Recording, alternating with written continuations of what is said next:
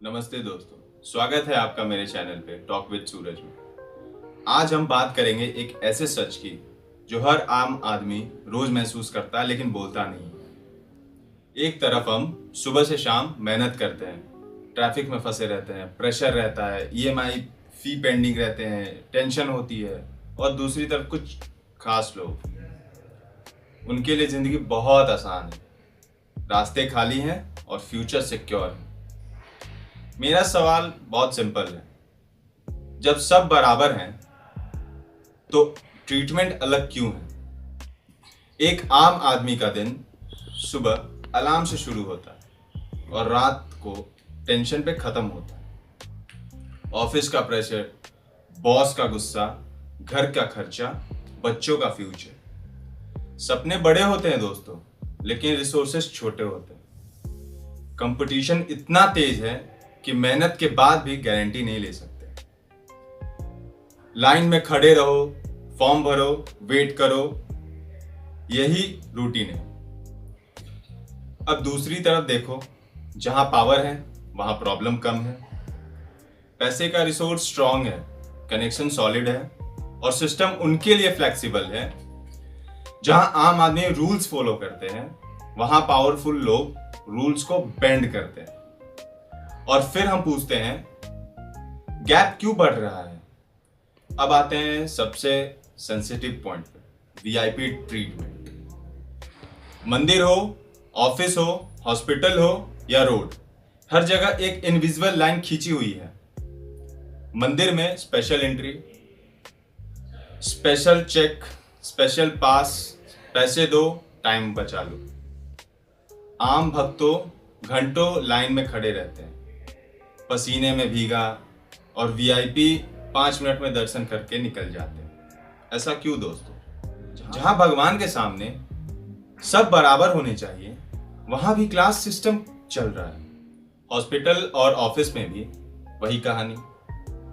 Special counter, out of turn काम, अलग room, अलग ट्रीटमेंट। आम आदमी फाइल लेकर चक्कर लगाता रहता है और वीआईपी का काम एक कॉल में हो जाता है। ऐसा क्यों दोस्तों?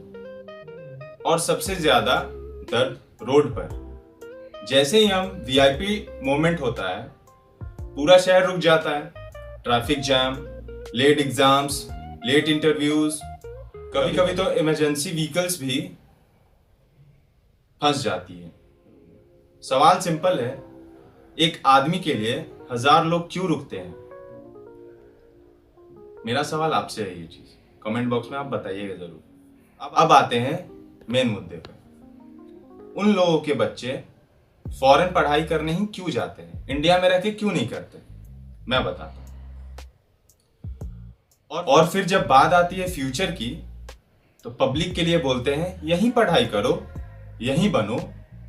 लेकिन जब बात अपने बच्चों की आती है, तो लोग बेस्ट कॉलेज, बेस्ट लाइफ सब फॉरेन में खोजते हैं।